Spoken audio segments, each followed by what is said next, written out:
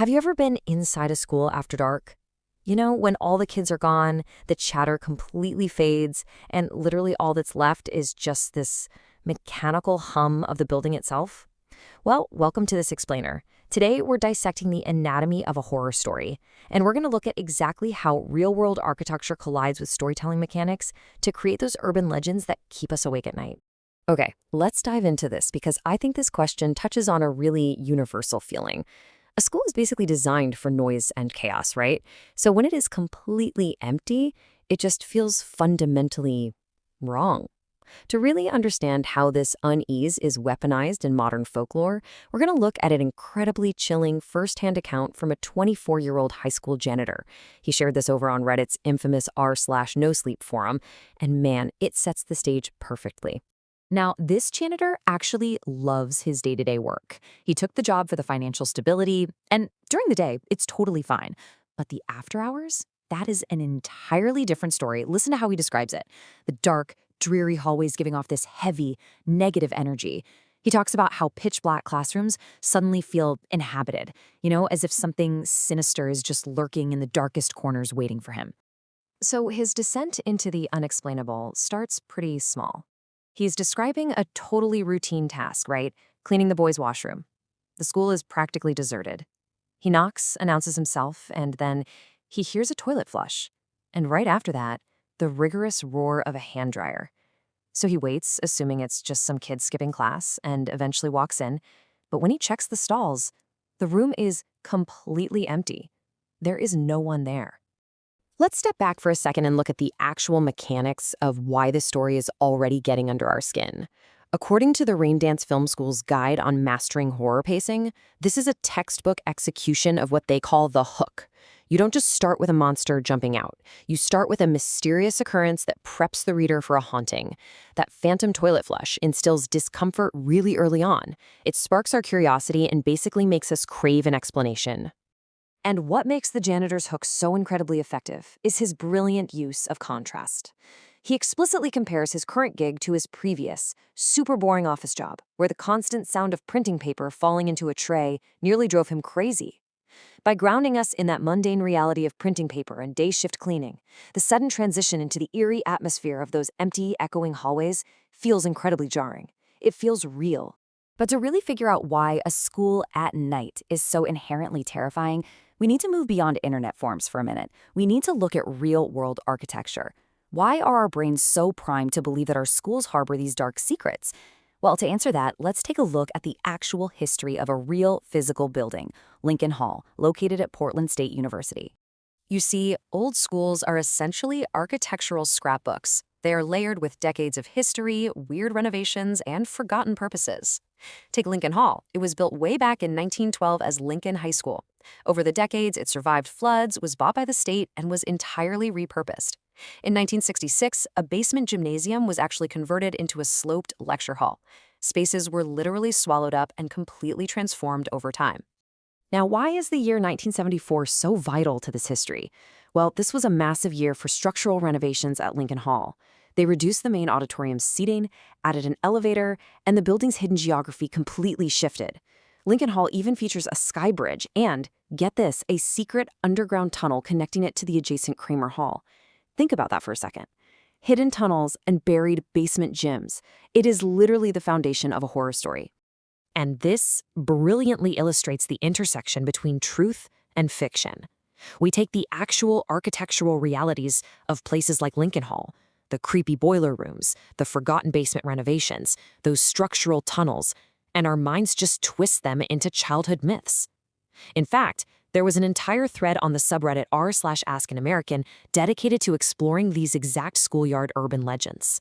When you look at the legends people shared about their elementary schools, a really clear pattern emerges. Kids genuinely believed there were monsters chained up by the janitor down in the boiler room.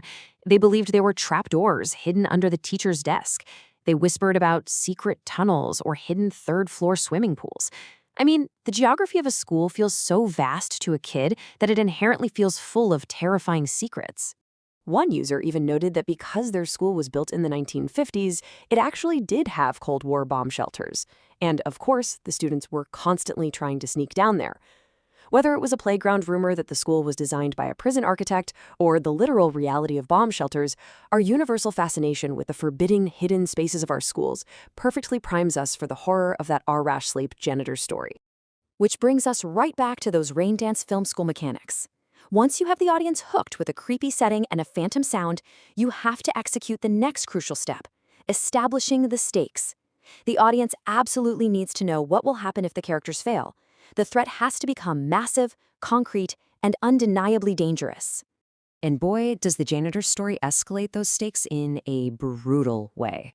He introduces us to Thomas Berkeley. Thomas was a popular, unbelievably smart high school jock who actually went out of his way to treat the janitor with respect.